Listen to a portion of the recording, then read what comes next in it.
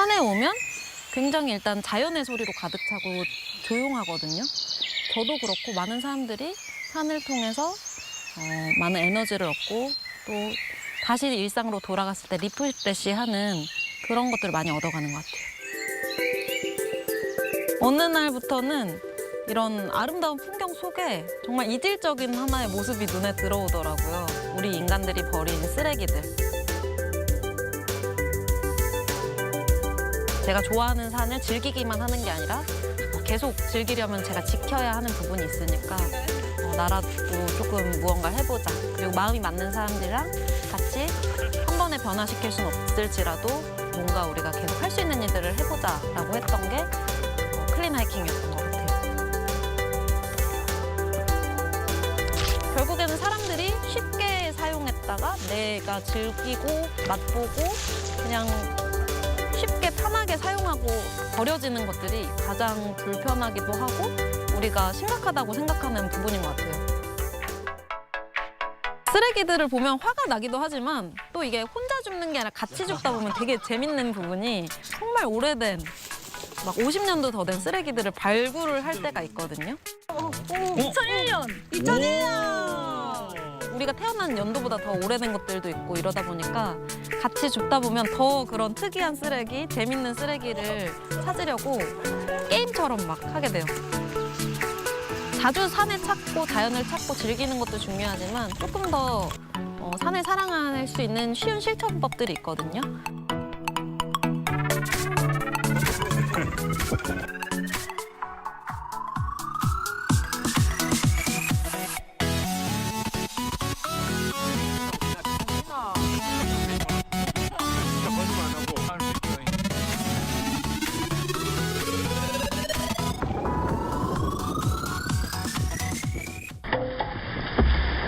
자연 속에서 자신도 즐기고 또 자연을 지킬 수 있는 활동을 좀 더 놀이로서 재밌고 즐겁고 유쾌하게 이런 환경이란 게 너무 딱딱하고 내가 뭔가 힘을 들여서 해야 되는 일이 아니라 우리가 즐기면서 함께 할 수 있는 놀이처럼 그렇게 느낄 수 있는 자리를 많이 마련하는 그런 클린 하이커가 되고 싶습니다. 나는!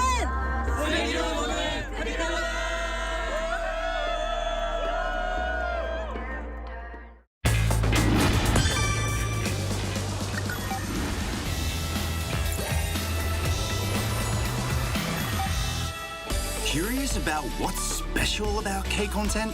In recent years, Korean cultural content has taken the world by storm. So, what's your favorite K-content? Movies, dramas, music, exhibitions? Are you ready to take your pick? Starting with globally acclaimed K-movies. It's no longer rare for Korean movies to receive awards at international film festivals. And we can't talk enough about the K-drama sensation. It's not surprising that drama filming sites go on to become major tourist attractions. When we are on the topic of K-pop, we can't leave out idol groups. They are the driving force of K-pop. K-pop idol group members do not only have exceptional singing and dancing skills, but they have the looks too. I'm a huge fan. I really like Korean underground music. These days, talented K-indie bands are recognized overseas as well. Oh, and Korea also has a lot of music festivals. You can meet musicians of all genres at these events. Exhibitions happen in Korea all year round. I also enjoy going to the theatre. There's no shortage of musicals, plays, and performances to choose from. So keep an eye on the theatre scene. Then there is K-design, blending traditional and modern elements. K-fashion, leading trends. K-beauty, which takes beauty to the next level. K-content receiving praise the world over. Watch it, experience it, and enjoy it.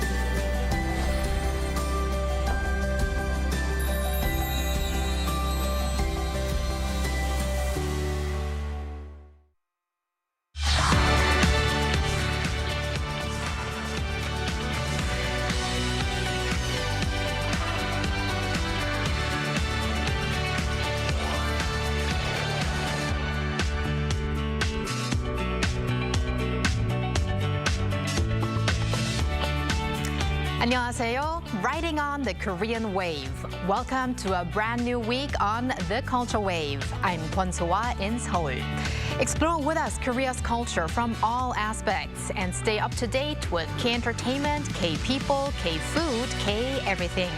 And joining me today in the studio is my co-host Walter Lee. Hello, Walter. Hello, Soa, and happy Monday to our viewers at home. Walter Lee here to co-host alongside Soa and give you your daily dose of K-enter news. And we're also joined by Arirang's culture correspondent Park Konu. Konu, it's been a while. Welcome. Hello, Konu. Hi guys, it's really been a while. And also a big hello to our viewers as well. I've missed this golden seat for a while. But anyways, I got some interesting news just for you guys also for today as well, so stay tuned. And I guess that golden was kind of a hint to your topic today. So Konu, you've had a range of one-on-one interviews with renowned figures, and another person has been added to that list. Of course, so that is the mega hit singer-songwriter Ejae, who also participated and also sang herself on many K-pop Demon Hunters tracks, official soundtracks, including Golden, Takedown, Free, and What It Sounds Like.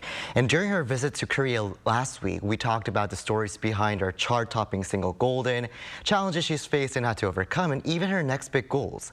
She seemed like the most humblest and kindest person in the world, and during the interview I was also inspired by so many of her answers. But before I give it too much away, first take a look at my interview with her.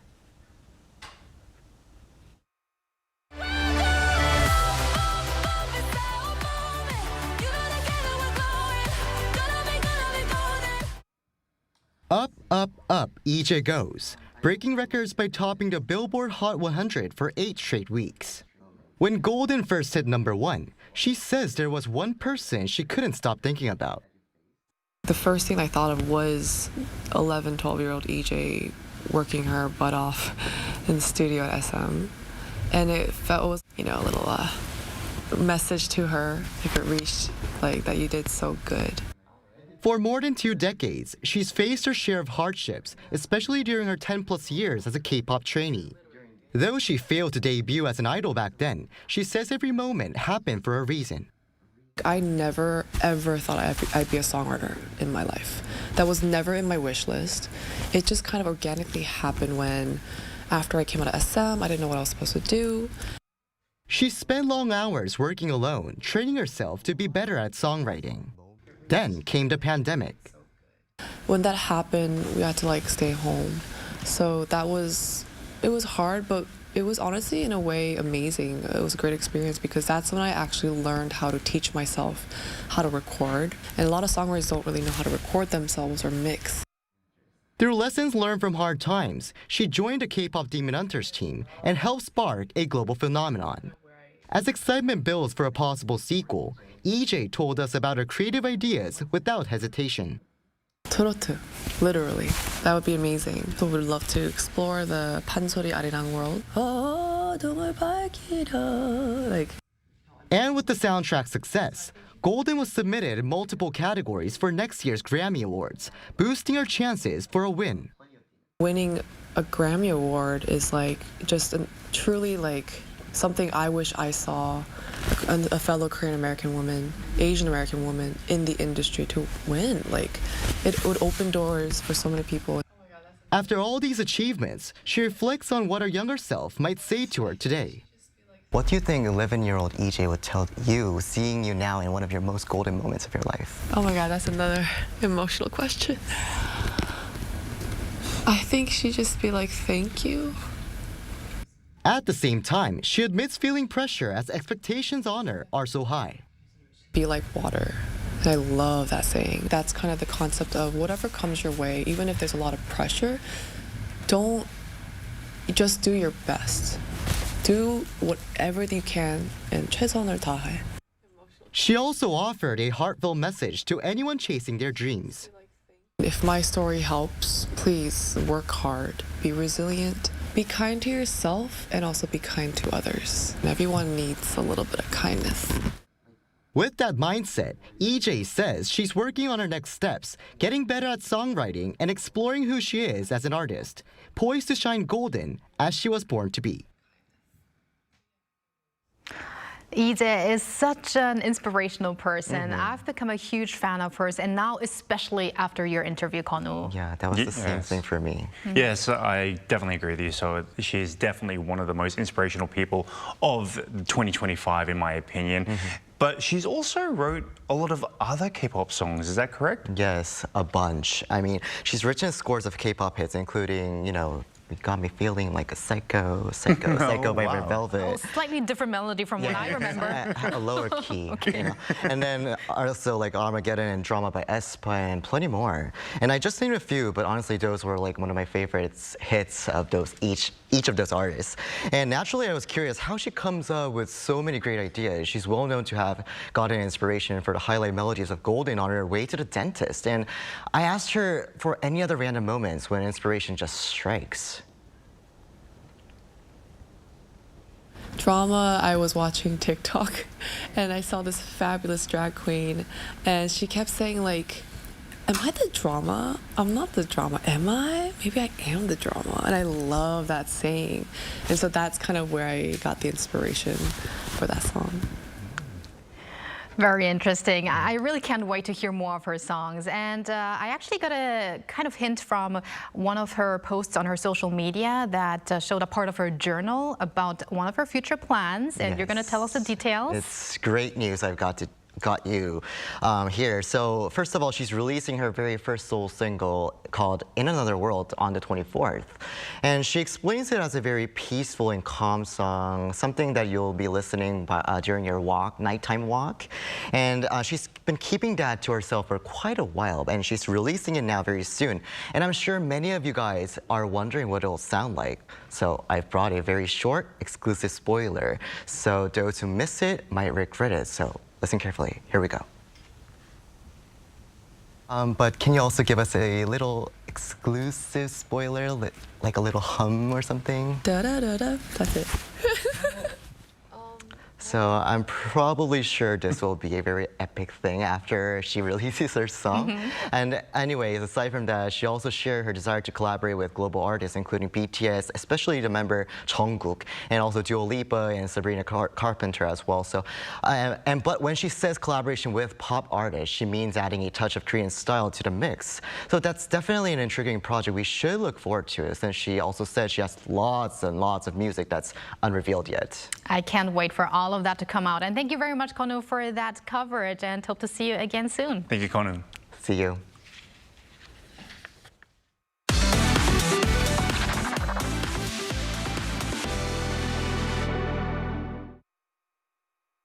And now it's time for our K-Enter News with Walter Lee.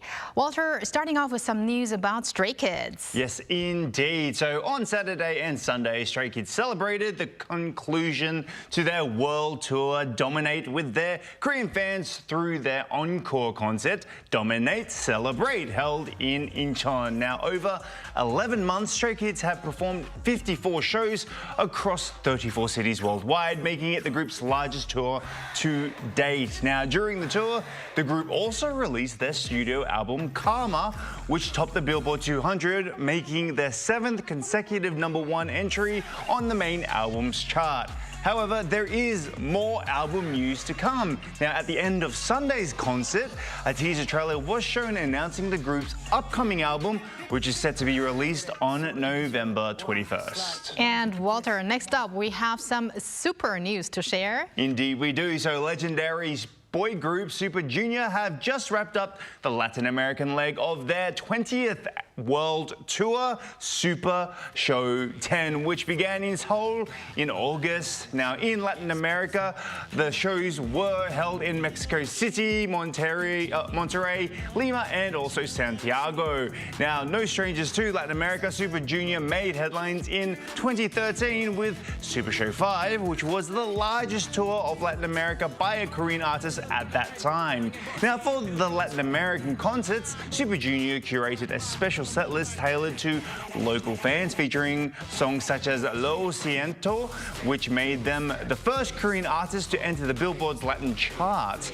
Now, Super Junior will continue their world tour with a 3-day concert at Taipei Dome in Taipei from November 14th to 16th. Lo siento, lo siento. I'm sorry, Walter, but we have to move on. And we're going to move on with K-drama. Yes, an exciting K-drama coming up. The trailer and teaser poster for the Kupang Play and Genie TV original series UDT Our Neighborhood Commando has sparked interest with online K-drama fans. The drama is a comedy about a group of former Reserve Special Forces soldiers who reunite, this time not to protect the nation or world peace, but just purely to defend their families and neighborhood. Now, Our Neighborhood Commando will premiere on November 17th at 10 p.m. Korean time on Kupang Play and Genie TV, with also a simultaneous broadcast on ENA. All right, thank you for those updates, Walter, and stick around. Will do. And now let's go over to our AI anchor, Ari, for more on the culture front. Ari? Hello and welcome to your AI guide to the latest cultural updates from Korea. Here's our top story. The Royal Palaces and Tomb Center of the Korea Heritage Service announced that the 4 royal palaces, Gyeongbokgung, Changdeokgung, Deoksugung, and Changgyeonggung, as well as Jongmyo Shrine and the Joseon Royal Tombs, will be open without charge from October 29th to November 9th. This is in line with the Korea Grand Festival, which runs on those same dates, and is the largest government-led discount event. The Royal Palaces and Tomb Center explained that they hope to increase public participation and promote access to cultural experiences. The 2025 Taewagang Garden Autumn Festival will be held in Ulsan from October 24th to the 26th at the Taewagang National Garden, under the theme, The Autumn Garden Where the Wind Rests, with its opening ceremony to take place at 6:40 p.m. on October 24th. This year's festival will feature the spectacular works of world-renowned designer Pete Odolph through the display of autumnal plants including chrysanthemums, pink molly grass, pampas grass, cosmos, and silver grass. This year's festival has significantly expanded hands-on experience programs for visitors, including groups being able to plant a small garden within the National Garden, and various programs catered to children and families. CNN has selected the Korean keranbang on its list of 50 of the world's best breads. Simply translating to egg bread, CNN introduced keranbang as a favorite street food of Seoul, describing the whole egg baked inside the individually sized wheat bread as buried treasure within every loaf. The list reflects diversity and memorable flavor, as well as unique ingredients or iconic status. Also included on the list were France's baguette, Italy's ciabatta, Japan's karepan, and biscuits from the United States. That's all from me. Stay tuned to the Culture Wave. The sea where you stand, there I am. Amid waves breaking and the breath of the wind, my spirit has dwelt for over 1,000 years. I am Munmu, the 30th king of Shilla. On battlefields where swords clashed and war cries echoed, I defeated Baekje and later Goguryeo, unifying the 3 kingdoms. When the Tang dynasty swept in like a storm, I repelled them and safeguarded our land's independence. Yet no mortal escapes the passage of time. At my final hour, I told my ministers, cremate me and scatter my ashes in the Eastern Sea, where I shall become a dragon guarding unified Shilla. And so it was done. 200 paces from the shore lies Taewang-am, my resting place, where the waves keep eternal watch. When storms gather, I rise with the tide, tearing the sails of enemies and overturning their ships. Thus have I watched over this land. Behold, Gyeongju still prospers. Where once the horizon bristled with enemy sails, now travelers from distant shores arrive. They bring not spears, but greetings, not war, but exchange and dialogue. Oh, you who walk these shores, Heed the message carried by the waves. Without peace, no prosperity can endure. Stay true to that path, and the sea and wind shall guard you always.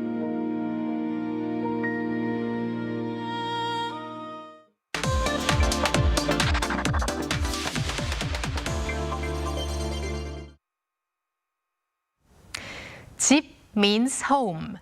Pap means meal. Jibbap is the Korean word for home-cooked meal. Recently, Americans are said to be preferring home-cooked meals over eating out.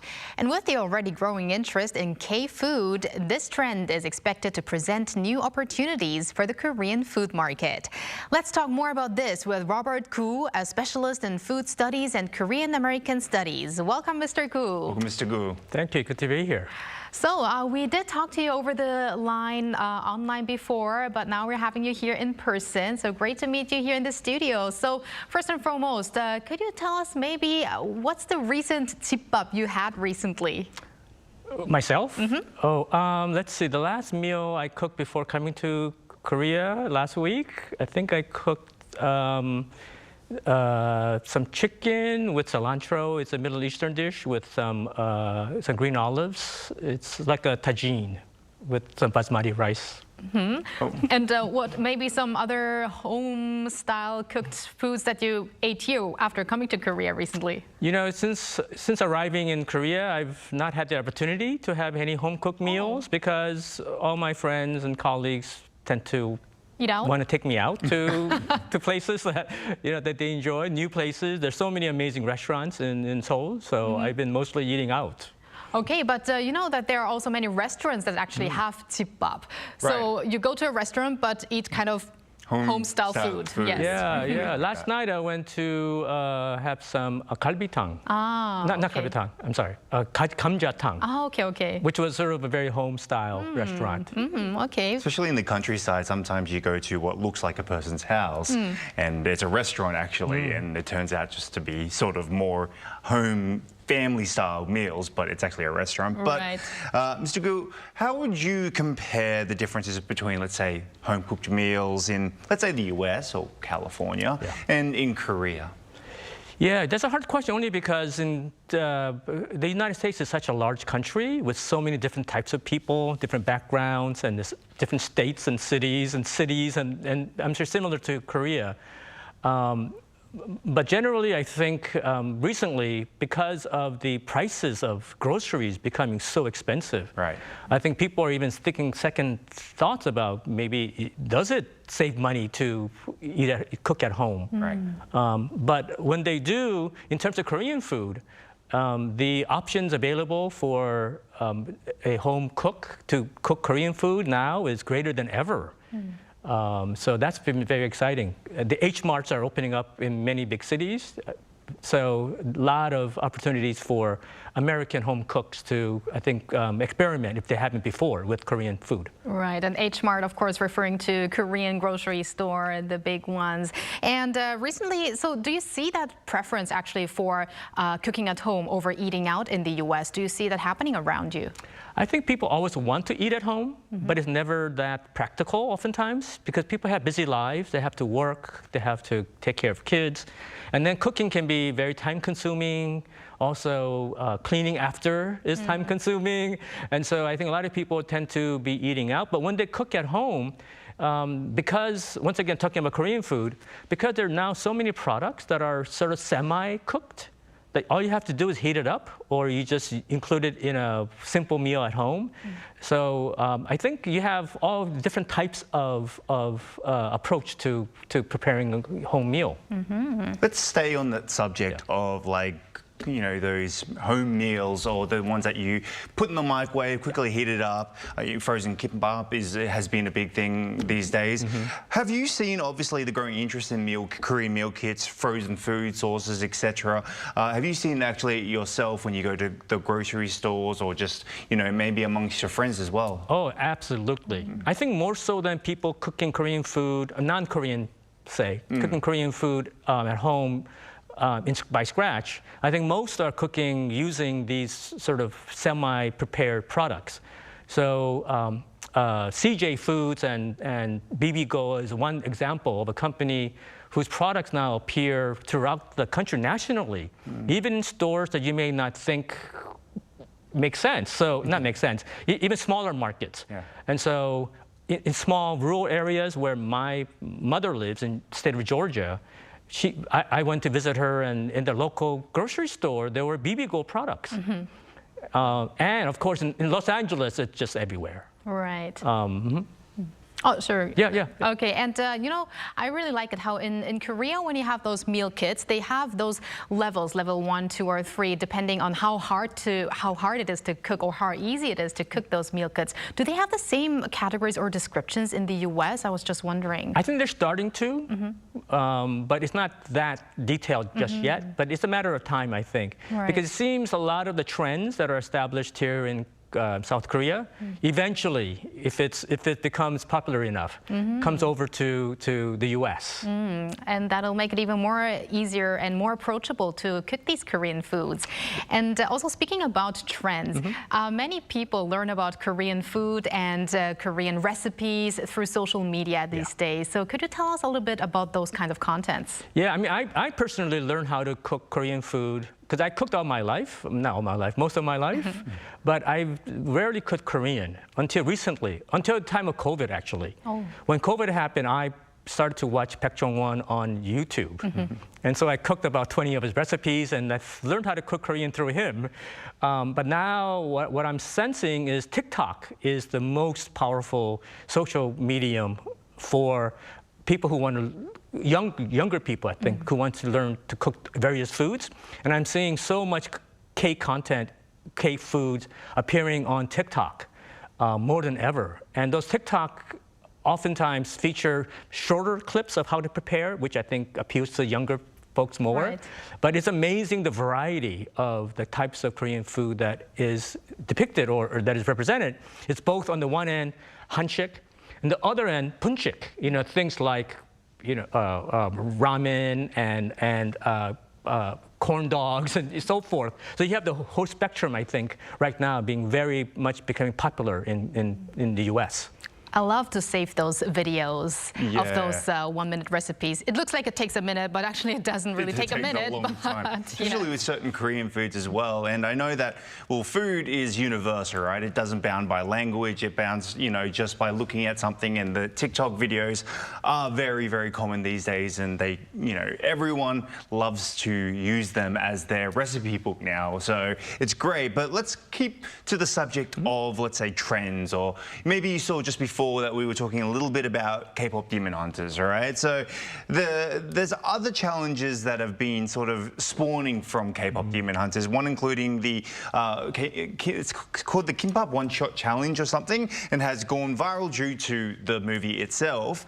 How much are K-movies or K-dramas affecting or influencing the popularity of Korean food, do you think? I think it has a tremendous effect and influence. Perhaps more so than any other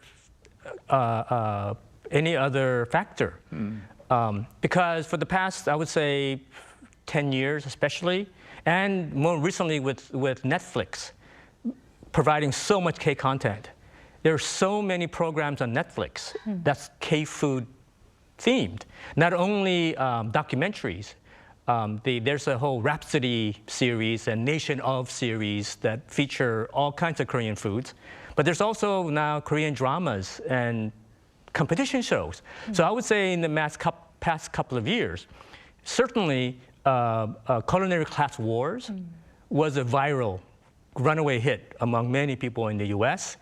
And of course, the K-pop Demon Hunters, for different reasons and also including more different types of audiences, have been a bigger influence. And also recently, Bon Appetit, My Majesty with Yuna. Right. I think that's also been a very big popular hit. And if you add all those up, there's a general real excitement about anything Korean related right now. Some may think it's maybe too much, it's overplayed, especially parents of like 10-year-olds who want to hear, you know, Golden over and over again. But overall, I think this is for me, an unprecedented moment where I've haven't seen so much interest in anything, all things Korean, such as now. It is amazing how we see, for instance, I remember how you earlier told us about Attorney Woo, how kimbap was a big appearance in there, and now we see it over and over again. And finally, before we let you go, I would like to ask you for a recommendation of a jibbap for all our global viewers. What would that be? Recommendation for, you mean for global viewers to be making at home themselves? Yes. You know, as a Korean American who grew up, I was born in Korea, but I grew up in Hawaii. Spam has always been a big, important food for me. So I would say for someone who is brand new to cooking Korean food, there's nothing better than kimchi and spam fried rice. Easy to make and very delicious. And you can fancy it up, you can add additional ingredients, or you can keep it simple. So I would say there are probably hundreds of recipes of spam and kimchi fried rice. So that would be the beginning, I think, for me. Right. Probably our viewers can now search it on social media to find some spam and kimchi menus. Well, thank you very much, Mr. Gu, for joining us today on the program, and hope to see you again soon. Thank you so much for having me. It was enjoyable. Thank you. And thank you, Walter. As always, we're going to have you back here tomorrow. I'll see you tomorrow. And thank you for spending the past half an hour with us on the Culture Wave. Please join us again tomorrow on Tuesday at 2 p.m. Korea time, and maybe one day here in Korea.